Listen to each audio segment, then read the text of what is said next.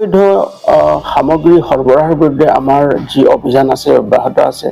আৰু যোৱাকালি আমি এটা বিশেষ সূত্ৰৰ পম খেদি আমি এটা অভিযান আৰম্ভ কৰিছিলোঁ আৰু এই অভিযানটো আমাৰ শিলচৰ বাইপাছৰ ৰামনগৰ অঞ্চলত এই অভিযানটো চলিছিলে আৰু অভিযান কালত আমি এজন ব্যক্তিক আমি যেতিয়া কৰায়ত্ব কৰোঁ আৰু সেই ব্যক্তিজনৰ পৰা আমি তিনিটাকৈ সন্দেহজনক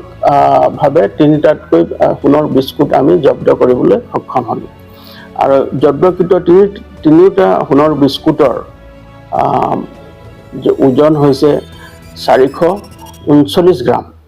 আৰু ইয়াৰ চোৰাং বজাৰত ইয়াৰ মূল্য প্ৰায় 45 লাখ টকা হ'ব। আমি গোটেই বিষয়টো অনুসন্ধান কৰি আছোঁ আৰু এজন ব্যক্তি যাক আমি গ্ৰেপ্তাৰ কৰিছোঁ তেওঁৰ নাম হ'ল খামনেও মুণ্ডুৱা। তেওঁৰ ঘৰ হ'ল লামকা পোষ্ট অফিচ আৰু জিলা চুৰাচান্দপুৰ মণিপুৰ আৰু গোটেই সামগ্ৰীখিনি আমি ইণ্ডিপেণ্ডেণ্ট উইটনেছৰ উপস্থিতিত আমি সামগ্ৰীখিনি জব্দ কৰোঁ আৰু বৰ্তমান আমাৰ এই অভিযান আমি চলাই গৈছোঁ আৰু ইয়াৰ লগত সম্পৰ্কিত থকা যি ব্যক্তি আছে তেওঁলোকক যাতে আমি শীঘ্ৰে কৰায়ত্ব কৰি কঠোৰতম আইনগত ব্যৱস্থা তেওঁলোকৰ বিৰুদ্ধে ল'ব পাৰোঁ তাৰ কাৰণে আমি তৎপৰ হৈ আছোঁ। প্ৰাৰম্ভিক তদন্ত কালত দেখা গৈছে যে এই সামগ্ৰীখিনি চুবুৰীয়া ৰাজ্যৰ পৰা আমাৰ জিলালৈ আহিছিলে আৰু ৰামনগৰ ISBT অঞ্চলত এই সামগ্ৰীখিনি কোনোবা এটা এজেণ্টৰ হাতত তেওঁলোকে এইটো গতাই দিয়াৰ তেওঁলোকৰ পৰিকল্পনা আছিলে। গতিকে আমি সেই বিষয়টো অধিক অনুসন্ধান কৰি আছোঁ আৰু ইয়াৰ লগত সম্পৰ্কিত থকা আন্তঃৰাজ্যিক হওক বা আন্তঃজিলা হওক যি এজেণ্ট বা যি চোৰাং বেপাৰী জড়িত হৈ আছে তেওঁলোকৰ বিৰুদ্ধে আমি কঠোৰতম আইনগত ব্যৱস্থা ল'বৰ কাৰণে আমি তৎপৰ হৈ আছোঁ। বৈধ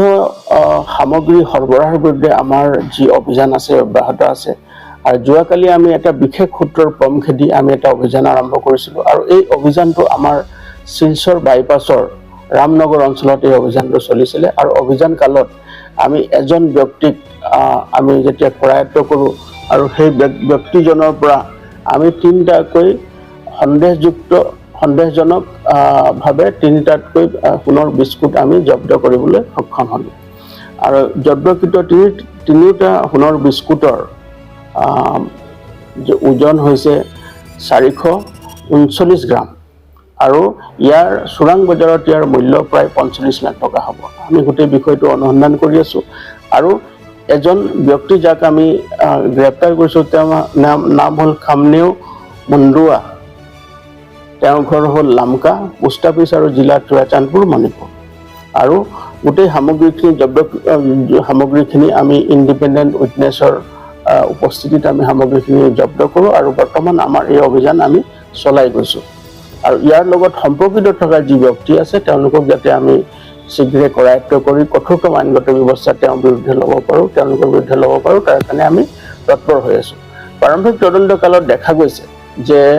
এই সামগ্ৰীখিনি চুবুৰীয়া ৰাজ্যৰ পৰা আমাৰ জিলালৈ আহিছিলে আৰু ৰামনগৰ ISBT অঞ্চলত এই সামগ্ৰীখিনি কোনোবা এটা এজেণ্টৰ হাতত তেওঁলোকে এইটো গতাই দিয়াৰ তেওঁলোকৰ পৰিকল্পনা আছিলে। গতিকে আমি সেই বিষয়টো অধিক অনুসন্ধান কৰি আছোঁ আৰু ইয়াৰ লগত সম্পৰ্কিত থকা আন্তঃৰাজ্যিক হওক বা আন্তঃজিলা হওক যি এজেণ্ট বা যি চোৰাং বেপাৰী জড়িত হৈ আছে তেওঁলোকৰ বিৰুদ্ধে আমি কঠোৰতম আইনগত ব্যৱস্থা ল'বৰ কাৰণে আমি তৎপৰ হৈ আছোঁ।